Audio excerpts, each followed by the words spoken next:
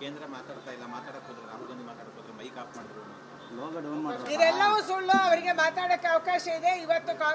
ಇವತ್ತು ಪಾರ್ಲಿಮೆಂಟ್ ಅಲ್ಲಿ ರಾಷ್ಟ್ರಪತಿಗಳ ಭಾಷಣಕ್ಕೆ ಅಭಿನಂದನಾ ಭಾಷಣ ನಡೀತಾ ಇದೆ. ಕೇಂದ್ರದಲ್ಲಿ ಒಂದು ಪದ್ಧತಿ ಇದೆ, ಪಾರ್ಲಿಮೆಂಟ್ ಅಲ್ಲಿ ಒಂದು ಪದ್ಧತಿ ಇದೆ.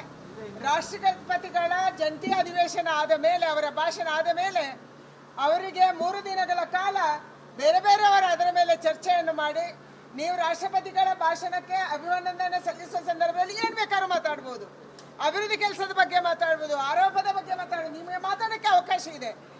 ಮಾತಾಡ್ಬಿಟ್ಟು ಕೊನೆಯಲ್ಲಿ ಅಭಿವಂದನಾ ನಿರ್ಣಯವನ್ನ ನಾವು ಕಳಿಸ್ಕೊಡುವಂತ ಒಂದು ಪದ್ಧತಿ ಇದೆ. ಬರುವಂತ ದಿನ 22ನೇ ತಾರೀಕೆ ಬಜೆಟ್ ಅಧಿವೇಶನ ಕೂಡ ನಡೀಬಹುದು ಅನ್ನುವಂಥದ್ದು ಇದೆ.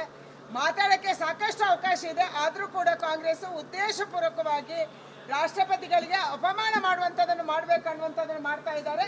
ನಿರಂತರವಾಗಿ ಇದನ್ನು ಮಾಡ್ತಾ ಇದ್ದಾರೆ.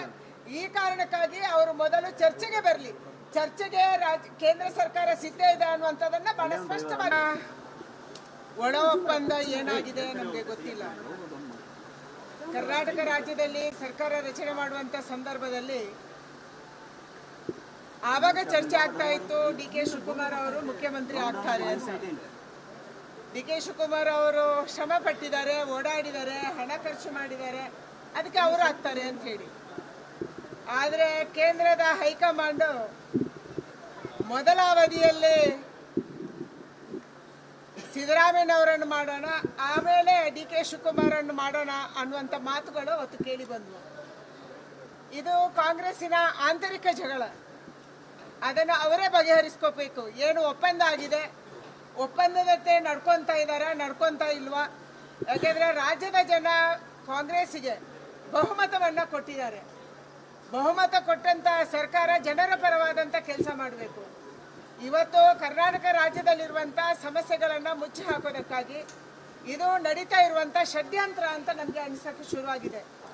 ನಿರಂತರವಾಗಿ ಆಡಳಿತದ ಮುಖ್ಯಮಂತ್ರಿ ಯಾರಾಗಬೇಕು, ಡಿ.ಸಿ.ಎಂ ಯಾರಾಗಬೇಕು, ಮಂತ್ರಿ ಯಾರಾಗಬೇಕು, ಯಾರ ಖಾತೆ ಯಾರಿಗೆ ಬೇಕು ಅನ್ನುವಂಥ ಜಗಳ ನಡೀತಾ ಇದ್ರೆ ಜನ ಇವತ್ತು ಅಭಿವೃದ್ಧಿ ಕೆಲಸವನ್ನ ಮರೀತಾರೆ, ಕಾನೂನು ಸುವ್ಯವಸ್ಥೆ ಹಾಳಾಗಿದ್ದನ್ನು ಮರೀತಾರೆ. ಇವತ್ತು ಜನಕ್ಕೆ ಮುಂದಿನ 2 ತಿಂಗಳಿಂದ ಸರ್ಕಾರಿ ನೌಕರಿ ಸಂಬಳ ಕೊಡಕ್ಕೂ ದುಡ್ಡಿಲ್ಲ ಅನ್ನುವಂಥ ಸ್ಥಿತಿ ರಾಜ್ಯದಲ್ಲಿ ನಿರ್ಮಾಣ ಆಗಿದೆ. ಬೆಂಗಳೂರು ನಗರದಲ್ಲಿ ಗುಂಡಿ ಮುಚ್ಚಕ್ಕಾಗ್ತಾ ಇಲ್ಲ, ಇವತ್ತು ನೀರು ಕೊಡಕ್ಕಾಗ್ತಾ ಇಲ್ಲ, ವಿದ್ಯುತ್ ಉತ್ಪಾದನೆ ಆಗ್ತಾ ಇದ್ರು ಕೂಡ ಹಳ್ಳಿಗಳಲ್ಲಿ ಇವತ್ತು ವಿದ್ಯುತ್ ಸಿಗ್ತಾ ಇಲ್ಲ. ಇದೆಲ್ಲವನ್ನ ಮರೆಸೋದಕ್ಕೆ ಕಾಂಗ್ರೆಸ್ ನಾಟಕ ಆಗ್ತಾ ಇದೆ. ಒಂದು ಕಡೆ ವಿದ್ಯುತ್ ಬಿಲ್ ಜಾಸ್ತಿ ಆಯ್ತು, ಎರಡನೇದಾಗಿ ಇವತ್ತು ಪೆಟ್ರೋಲ್ ಡೀಸೆಲ್ ಬಿಲ್ ಜಾಸ್ತಿ ಆಯ್ತು, ಮೂರನೇದಾಗಿ ಇವತ್ತು ನಾವು ಟ್ಯಾಕ್ಸ್ ಕಟ್ಟೋದು ಜಾಸ್ತಿ ಆಯ್ತು, ಸಬ್ ರಿಜಿಸ್ಟ್ರೇಷನ್ ವ್ಯಾಲ್ಯೂ ಜಾಸ್ತಿ ಆಯ್ತು. ಒಂದು ಬರೆಯ ಮೇಲೆ ಇನ್ನೊಂದು ಬರೆಯನ್ನ ಕಾಂಗ್ರೆಸ್ ಸರ್ಕಾರ ಏನೋ ಆಗ್ತಾ ಇದೆ. ಜನ ಇದೆಲ್ಲವನ್ನ ಮರೆಯೋದಕ್ಕಾಗಿ ಅಧಿಕಾರದ ಕುರ್ಚಿಯ ಗುದ್ದಾಟದ ನಾಟಕವನ್ನ, ಡ್ರಾಮಾವನ್ನ ಕಾಂಗ್ರೆಸ್ ಮಾಡ್ತಾ ಇದೆ. ಇದಕ್ಕೆ ಹೈಕಮಾಂಡ್ ಮತ್ತು ಕಾಂಗ್ರೆಸ್ಸಿನ ನಾಯಕರು, ಮುಖ್ಯಮಂತ್ರಿ, ಡಿ.ಸಿ.ಎಂ ಎಲ್ಲರೂ ಸೇರ್ಕೊಂಡು, ಮಲ್ಲಿಕಾರ್ಜುನ ಖರ್ಗೆ ಅವರು ಸೇರ್ಕೊಂಡು ಅಂತ್ಯ ಹಾಡಬೇಕು.